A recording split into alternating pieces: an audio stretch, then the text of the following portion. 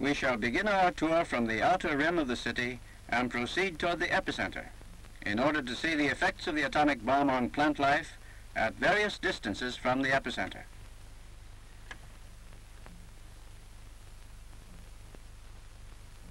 Rice fields removed by some 6 kilometers from the epicenter were burnt out.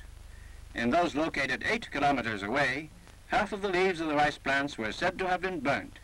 But toward the end of September, when we visited Hiroshima, these plants had already recovered and the fields were turning mellow gold.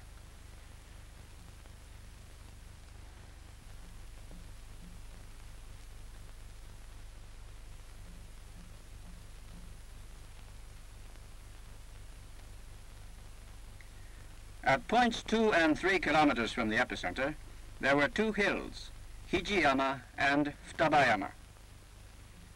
Here the leaves of trees facing the blast were burnt out by heat rays. But at the time we inspected the area, new leaves were beginning to sprout and considerable recovery was noted.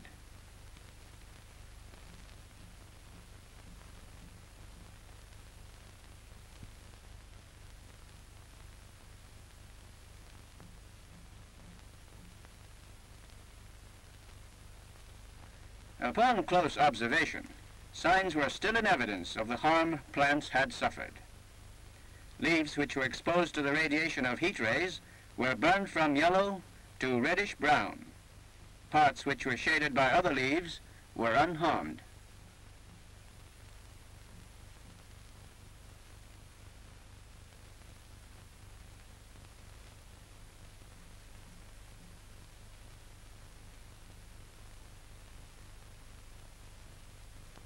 Burns on the Dai-Dai, or bitter orange. This is 3 kilometers from the epicenter.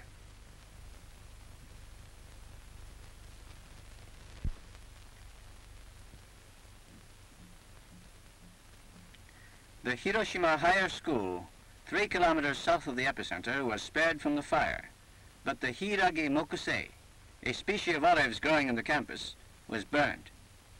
The leaves in the shade, however, were unaffected. You can even see the shadows of the saw-toothed edges printed on the leaves below.